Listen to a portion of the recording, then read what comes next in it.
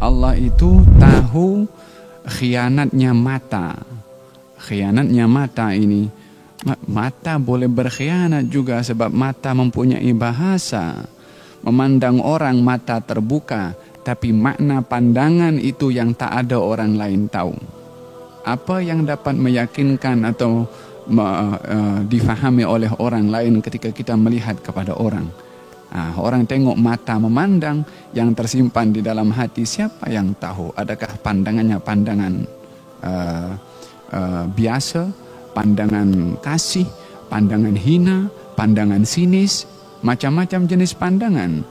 Gerakan mata ini maknanya apa diketahui oleh Allah Subhanahu wa ta'ala, supaya seseorang bila memandang kepada orang lain tidak hanya melihat pandangan itu hanya sekedar pandangan, tetapi apa yang ada di dalam daripada penilaian itu diketahui oleh yang maha mengetahui Subhanahu wa ta'ala. Ya'lamu kha'inatal a'yun, Allah tahu khianatnya mata ini, wa ma tukhfis sudur, dan apa yang disimpan, disembunyikan di dalam dada, di dalam hati. Karena pembicaraan pada hakikatnya adalah apa yang ada di dalam. Lisan ini hanya wasilah untuk menerjemahkan apa yang tersimpan di dalam. Tak terungkap pun juga kata-kata di dalam diketahui oleh Allah Subhanahu wa ta'ala apa pembicaraan yang tersimpan di dalam hati. Bukankah dalam Al-Quranul Karim Allah Subhanahu wa ta'ala berfirman, lillahi ma fis samawati wa ma fil ard wa in tubdu ma fi anfusikum aw tukhfuhu yuhasibkum bihillah. Milik Allah semua yang di langit dan juga di bumi dan di antara keduanya, semuanya dikontrol, dimiliki oleh Allah, maknanya sekali dikontrol oleh Allah Subhanahu wa ta'ala.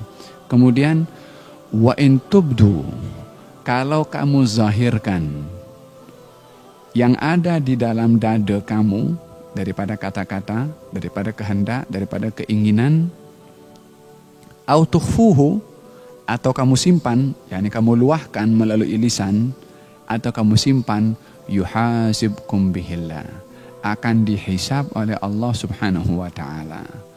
Penghisapan maknanya kiraan, dikira, diperhitungkan oleh Allah Subhanahu wa ta'ala. Maka ayat ini ketika turun kepada Nabi merisaukan kepada ramai para sahabat. Karena apa? Yang ada di dalam daripada sejuta kata-kata yang tak terungkap, terkadang itu tercetus di dalam tanpa kontrol kita. Terus terluah kata-kata yang mungkin baik, yang mungkin tak baik. Kalau yang baik akan dikira sebagai satu amal baik, itu keuntungan bagi kita. Tapi kalau yang perkara yang tak baik, dan itu adalah kerap yang muncul karena ini ruang yang menjadi santapan utama kepada syaitan untuk mewaswas. Kerapnya adalah kata-kata yang tidak baik. Maka itu yang merisaukan kepada as-sahabah, sehingga report kepada Rasulullah bagaimana perbuatan di dalam tak terungkap melalui lisan pun juga akan dikira oleh Allah. Barulah Nabi menegur kepada mereka, jangan kamu bersikap seperti bangsa Yahudi. Ketika mendapat arahan dari Allah, mereka mengatakan, kami dengar tapi kami tak mau patuh. Tapi kalau kamu dapat arahan dari Allah, ucapkanlah kami dengar dan kami patuh. Mampu tak mampu, itu bukan hak kamu nak atur Allah Subhanahu wa ta'ala, seakan-akan mempersoal Allah, kenapa engkau bagi arahan kepada kami yang kami tak mampu, macam Allah tak tahu bagi arahan kepada kita, sementara Allah adalah pencipta kepada kita dan pencipta kepada otak dan cara berfikirnya kita.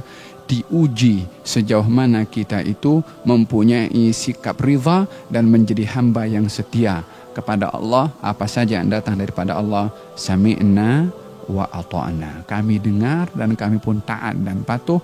Barulah mereka menerima nasihat Rasulullah dan akhirnya mengatakan sami'na wa ata'na.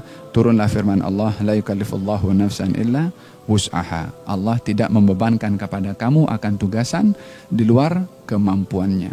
Falhasil,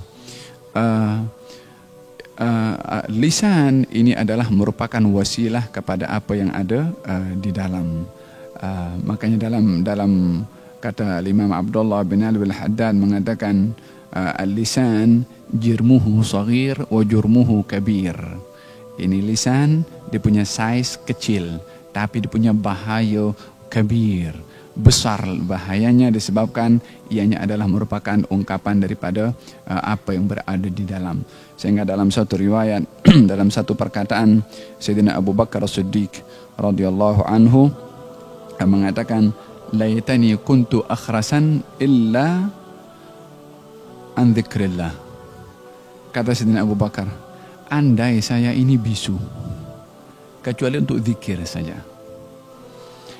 Bukan mahu mengingkari besarnya nikmat untuk bercakap, tidak. Falsafah Sayyidina Abu Bakar yang terdidik oleh Rasulullah bukan mahu menunjuk, bukan mengharapkan untuk yakni akan difahami percakapan itu secara zahirnya dia nak bisu, tidak. Tapi nak menunjukkan bahayanya ini mulut kalau bercakap tanpa dikira apa lafaz yang akan terkeluar daripada mulut, sehingga beliau mengatakan andai aku bisu kecuali daripada berzikir kepada Allah Subhanahu wa taala. Walihada ketika Nabi Zakaria alaihissalam mendapat berita dari Allah Subhanahu wa taala kalau dia akan mendapatkan zuriat. Nabi Zakaria minta tanda kepada Allah, ya Allah, tunjukkan kepada aku tanda-tanda kalau aku dah dekat nak dapat zuriat. Yani kalau istrinya sudah mulai hamil, bagi tanda kepada aku. Setelah sekian lama berkahwin tak mempunyai zuriat, istrinya pun dikhabarkan dalam Al-Quran mandul, yakni tak boleh melahirkan. Tapi ketika mendapat berita daripada Allah kalau istrinya akan hamil dan melahirkan, Nabi Zakaria minta tanda, bagi kepada aku tanda. Apa kata Allah tandanya? Tandanya adalah Allah tukalliman nasa thalatha layal. Kamu tak akan mampu bercakap. yakni dibisukan oleh Allah Subhanahu wa taala selama 3 hari kecuali zikir kepada Allah Subhanahu wa taala. Kalau zikir boleh bergerak itu lidah, tapi untuk bercakap dia tak boleh. Makanya dia sedar ketika nak bercakap tak mampu, di situ dia tahu, istrinya sudah hamil. Tak ada tes, tak ada positif negatif, tak ada. Tapi dia dah tahu ayat tanda Allah berikan kepada beliau, kalau istrinya hamil dia tak akan mampu bercakap. Tapi untuk berzikir kepada Allah Subhanahu wa taala, lidahnya boleh berzikir, tapi bercakap kepada orang lain tak mampu untuk bercakap.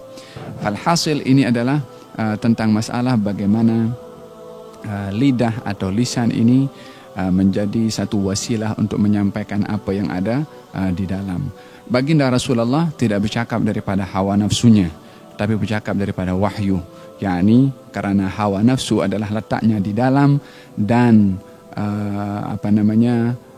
di dalam menunjukkan apa yang tersimpan di dalam hawa nafsu adalah melalui lisan dan juga melalui pandangan, melalui juga telinga. Baginda Rasulullah dijaga hatinya oleh Allah Subhanahu wa taala sehingga tidak keluar daripada lisannya kecuali kebenaran.